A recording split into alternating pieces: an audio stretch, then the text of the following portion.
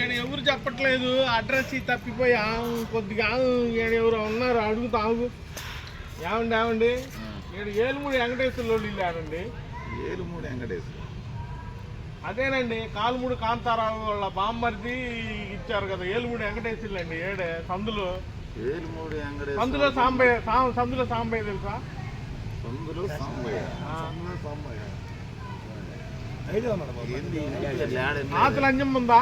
ఏందమ్మా మళ్ళీ కొత్త లేడు ఆడవని తెచ్చాను మగోళ్ళు. అయ్యో ఆతులు కాదండి, ఆకుల అంజమ్మ వాళ్ళు ఇల్లు ఉందా? ముందలంకాయల బాబాయ్ ఉన్నాడా? ఏ ఊరయ్యా?